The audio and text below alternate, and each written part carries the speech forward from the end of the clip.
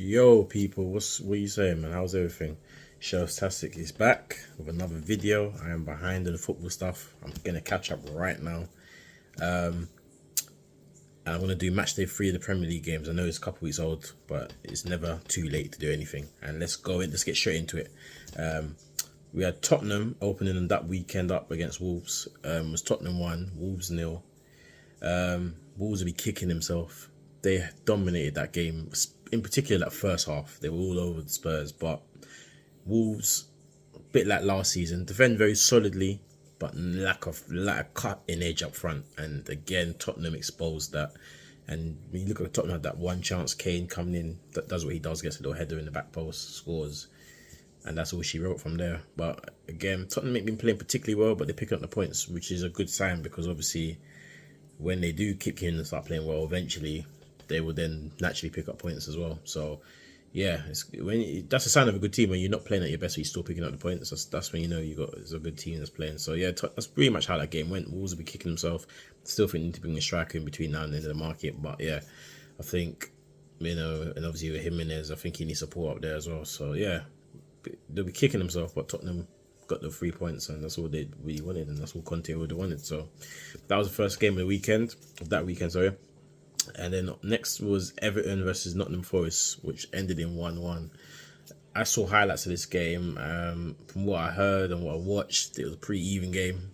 Everton obviously are struggling, trying to get numbers in. They need a striker. They want to cover at the back as well. So, yeah, bit short in midfield, I'd say. Obviously letting players like Dele Alli and that go as well. They're going to need to recruit some players in to fill in those positions. But, yeah, Nottingham Forest did well, come up. They look decent, picking up points here and there. So yeah, good result for them. Everyone will be disappointed. I guess newly promoted team would want to at home at Goodison. They'd want to win a game like that, of course. But not in the Forest. Yeah, they want to beat West Ham the week before, and then obviously picking up point against Everton. Good result for them. So yeah, well done to Nottingham Forest. Everyone will be disappointed, and more pressure on Frankie Lampard as well. So yeah, but that was that game. Next up, Leicester versus Southampton. And this is a game Brendan Rodgers and all the Leicester will not quite understand how they've lost that game.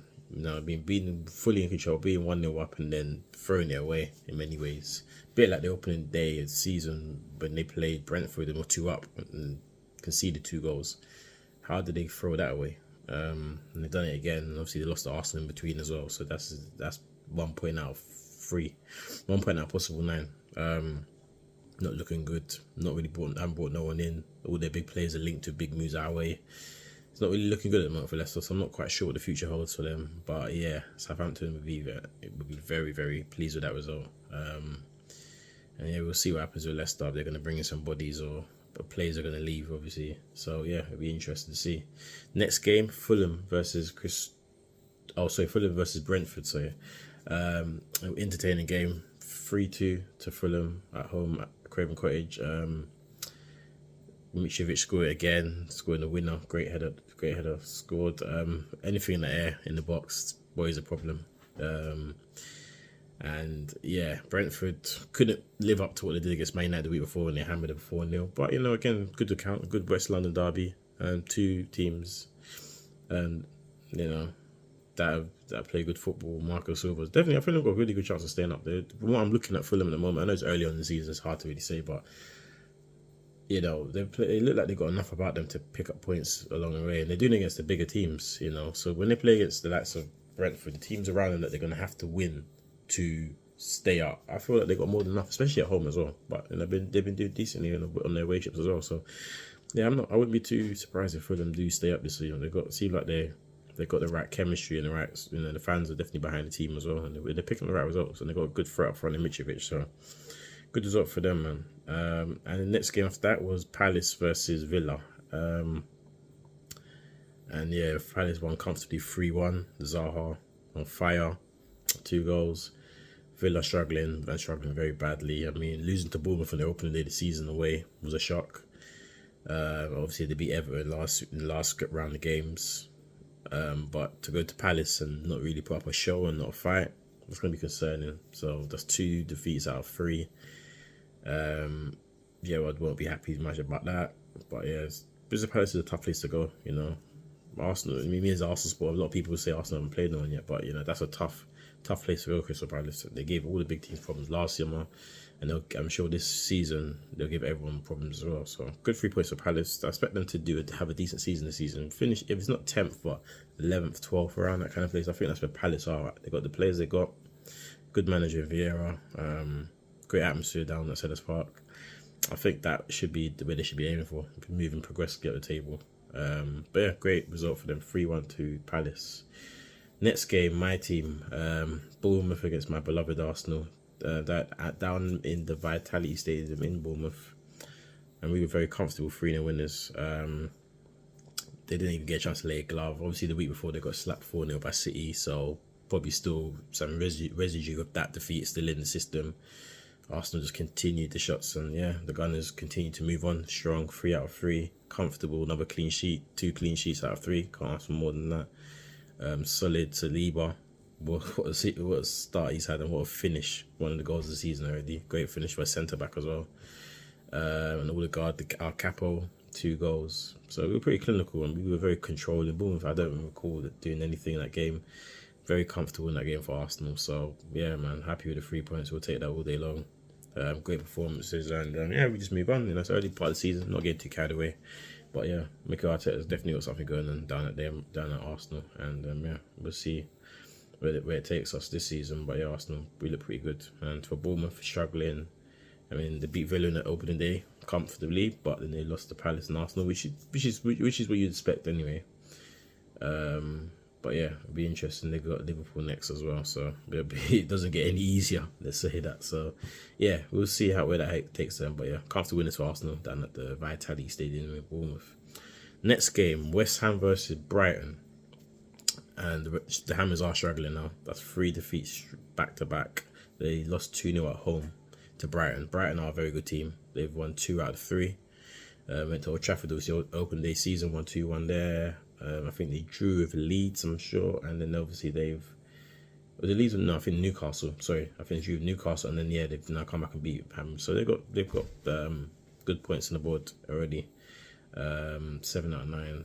Very tough team, Brighton. Play wonderful football. Difficult team to break down. Graham Potter, what a manager. I actually like him as a manager. I think any of those big 6 teams lose a manager, I think he should be right at the front running of the queue. Take a job. He's been doing it for a while now, and he's got a young team. And bear in mind, they lost to likes of Cucurella, Basuma, and some of 2 of their best players of last season over the last, you know what I mean? And to still perform at that same level, you've got to take massive credit for Graham Potter and his coaching staff down there in Brighton. So yeah, again, West Ham, David Moyes they've been backed in the summer, but they linked to some good players recently now, so we'll see if they can bring in some more players to get them going, because they're definitely a support start for West Ham. They don't want to turn into the Leicester, where Leicester are competing for 2 years in a row in Europe and then they just fall off last season.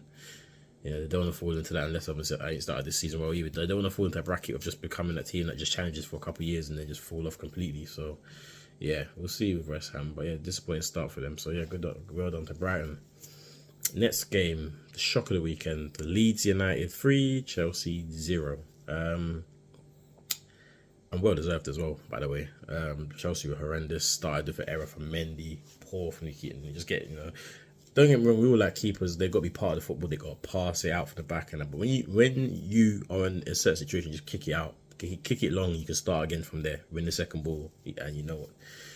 When you're trying to, we've seen it too many times, attackers just closing down keepers and forcing them into errors, because there's a reason why you're keepers. You have to keep ball out the net, not to be looking great on the ball and stuff like that. So disappointed, and they just started off a chain of events where Chelsea just were lagging. They couldn't get close. Obviously, Koulibaly got sent off as well, didn't help. He's still adjusting to the Premier League, but Leeds were more than well deserved. The Chelsea just didn't have the same hunger and ambition as they did. So yeah, you can't complain. Leeds winning at 3-0, very comfortable in that game. And Chelsea, it's a horrible start. Obviously just scraped over against Everton opening day. Should have beat Tottenham, but was a draw. And to get hammered like that away from home, poor result. So yeah, Thomas Tuchel's got some work to do. They've been spending. Owner Tom Bewley's been spending money, so I'm sure between now and the end of the market they will be bringing in players. So watch that space. But yeah, it's been a mixed bag start for Chelsea. So yeah, see how it goes. Good, well done to Leeds. Next game of which is on the Sunday, was Newcastle versus Man City. What a game this was! Game of the weekend, definitely 3-3. It was Newcastle 3, Man City 3. Man City opened the scoring with Gundogan, and Newcastle quickly raced into a 3-1 lead. I think, what's his name, scored? Almiron, Wilson, and Trippier scored a wonderful free kick. If you haven't seen it, go and have a look what a free kick. And then yeah, Man City came back. Obviously, that's a Haaland, and I think, is it Gundogan? I think scored, or Bernardo Silva, one of them. But yeah, 3-3. What an exciting game! It was end to end. San Maximum had Kyle Walker on toast. Never see Walker get exposed like that in my life. He's normally very solid because of his speed. He gets back in recoveries, but San Maximum put him under pressure and he just couldn't recover at all. So again, what a game. Newcastle are bridging that gap slowly. I like the way they're kind of doing it. They're not going out. They have the money to go and buy all these players that they wanted to, but they're just trying to progressively get better. So you got to respect that. So yeah, well done. What a game, and great for the neutrals. So 3-3. Yeah, 3-3. So great for the neutrals. I fully enjoyed it. But yeah, anyhow, we'll look at that as progression. And I don't know what Newcastle can achieve this season. They can definitely, I think they should aim for a top 10 first. I think that's a great gap for them to bridge from where they finished last season. If they can get into the top 10, even if it's 10th position, that for me would be a sign of progression and a good season. And then maybe then the following season they start trying to get into the European places again. Obviously they're going to do a lot of recruitment again, and then move into trying that top 7-ish spots. Even for a UEFA Conference League, that would be a massive movement for Newcastle. Then move slowly into start bridging the gap with the big boys. But yeah, they're moving in the right direction. They look like they're going to be competitive this season. So interesting game. Man City drop points, but they'll be there and thereabouts. Probably for me, my favourite to win the league. So yeah, really interesting. So Pep won't be happy to drop the points, but he'll look at it and say, well, it's hard to win every game in the Premier League. Even as quality players they have and quality team they are. So yeah, great game for us neutrals, man. And finally, last game of the weekend, the game that had, let's say, so much riding on it. Obviously, it was Man United versus Liverpool. My prediction before the game was 2-2 because I just felt like there was turmoil at Man United. Obviously, they'd lost the first 2 games, especially in particular the last one against Brentford, getting absolutely slaughtered, hammered. And obviously, the fans were supposed to be doing a protest, obviously, for the Glazers to leave and stuff like that. So yeah, it was always going to be a toxic thing, especially if Liverpool started and scored. And it would have been very toxic. But I always thought they'd get something out of the game because Liverpool haven't started the season well either. Liverpool have got 2 draws in their first 2 games, in games that you'd have thought they'd have got 6 pointers. So they ain't really started the best either. And obviously, they got a few injuries as well. And Núñez, obviously, against Palace, obviously got sent off for violent conduct. So they wasn't really in the best space that we know Liverpool to be. So I wasn't so writing off Man United off the start. I actually thought they'd get something out of the game. I didn't think they would win it. They won it 2-1. I didn't think they would win the football game, but I didn't think they were going to get absolutely smashed to pieces like last season when Liverpool went there and won 5-0. I didn't see that. This Liverpool team at the moment is not as good as that team. Obviously, the new players are coming and they're trying to gel and change the style the way they're playing. So they're not quite at that level yet. But Liverpool will always be there and thereabouts. So yeah. And what a performance, man. That showed things that I heard Gary Neville after the game talking about. He was stating the stats of they outran Liverpool, they outsprinted them, things that we never think this Man United team couldn't do. They've been criticised for the last year, 18 months, talking about they don't run. They have the easiest team in the league to play against. They weren't on that game. They were very hard. They played. They hit the counter. Rashford looked like his old self. Sancho, what composure for his goal. Rashford's goal was just what we used to see Rashford running behind, getting in behind with his speed. And yeah, they had a lot of chances, other counter-attack opportunities as well. So Fernandes looked like back. Bruno looked like he backed himself. Interesting, didn't start Ronaldo, and it suited their style better. So it'd be interesting moving forward. Maguire finally been dropped, and Martinez played well. Obviously, him and Varane looked like a good partnership. So we'll see if that's what they're going to continue moving that way. Are they going to change it for smaller games or against bigger teams when they have more possession against a low block? How are they going to break it? Or obviously the big games are easier to dictate the pitting them on the counter if you're going to give them more of the possession. So it'd be interesting how Ten Hag moves forward with that. But yeah, great result for them to kick up their season. Liverpool and difficult start, man. And they're in the mud at the moment, man. To be 2, they've lost, they haven't won a game yet. You know, 2 draws and a defeat, 2 points out of 9. It's not Liverpool standards. Klopp with the set obviously sets high standards. And obviously, not, I mean, but they do have Bournemouth next in the next game, so they might look at that as an opportunity. Obviously, Bournemouth come a few hammerings recently, so we'll see. But yeah, man, that concludes Matchday 3 review. Obviously, put in the comment section, let us know if there's anything that you thought I missed or didn't talk about enough, or yeah, any other things, or if anything you agree with me on anything, just let me know in the comment section below. But yeah, I think, you know, around 3 games, it's starting to warm up a bit. It's not to get carried away. It's only 3 games, 35 games to go. A long way to go in the season. This is just the beginning. We haven't even got the other competitions in yet. It's just the league. What happens when the European competitions kick back in the Carabao Cup and stuff, then, you know, the squads will get used, injuries, and that will change things. So yeah, for now, it's been a great start. I'm enjoying the league. So yeah. So that'll be me with that video. Please like, share, subscribe, leave comments in the section below. Your Tastic is out, and then we'll be back with another video very soon. Peace.